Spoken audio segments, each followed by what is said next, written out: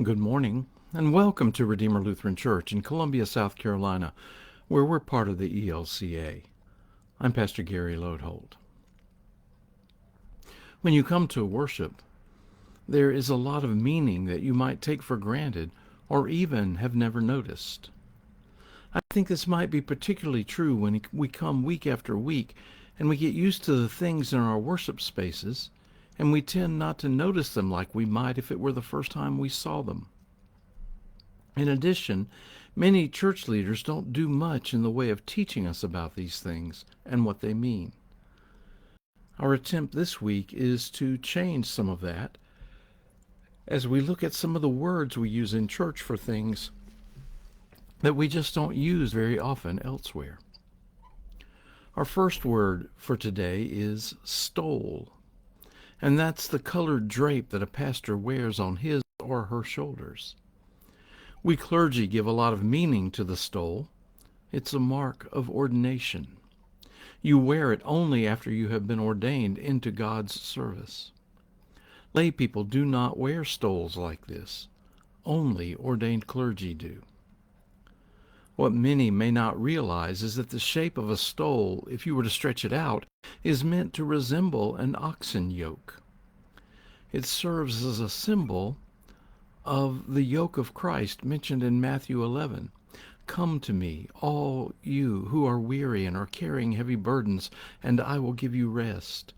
Take my yoke upon you and learn from me, for I am gentle and humble in heart, and you will find rest for your souls. For my yoke is easy and my burden is light. The stole is intended to be of heavy fabric, and the effect is that you know it rests on your shoulders the whole time you are wearing it. The weight reminds the clergy person of who they represent and who they belong to. The color of the stole typically matches the color of the paraments on the altar. Stoles tend to have religious symbols appliqued on them that speak to the season that the color represents.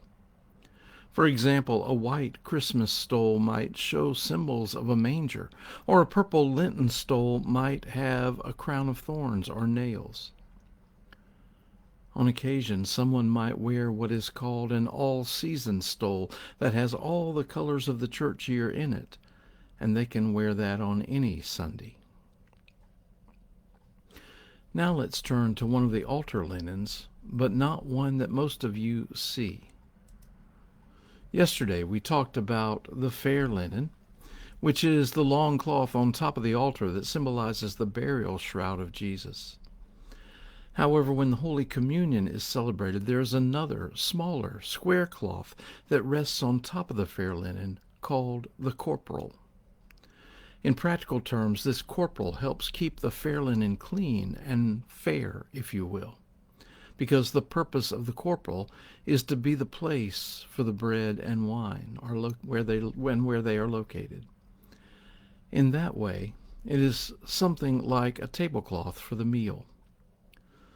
Sometimes the corporal is interpreted to symbolize the linen that was placed over the face of Christ for his burial.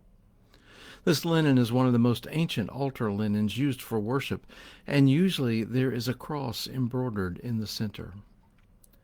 It's called a corporal because the elements for communion are placed directly on it. Therefore, it is the closest cloth to the body and blood of Jesus, and the word for body in Latin is corpus, connecting to our words corpse and even corporal punishment to reflect something physical. Interestingly, when the corporal is placed on the altar, it is supposed to be placed with the seams facing up, so that if there are any crumbs at the end of communion, they can be caught by the seams and folded into the corporal and avoid falling to the floor. My favorite altar cloth, however, is the veil.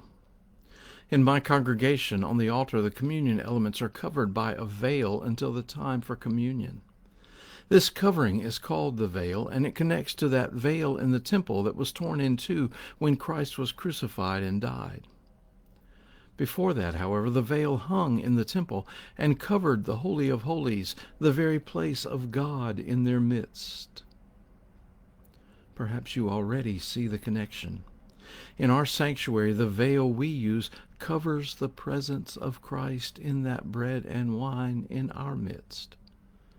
When Christ was crucified, that veil in the temple tore in two, a way of saying that God was no longer hidden, and that everything you need to know about God and God's love for us was just revealed on a cross on a hill just outside of town.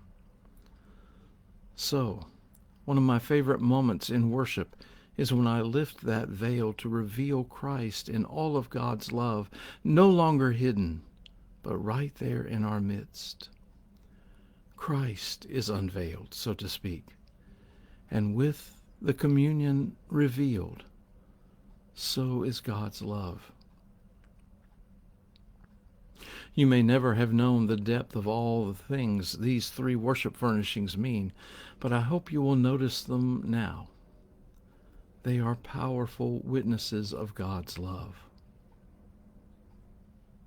Thanks for sharing these moments with me, and remember to let this day belong to God.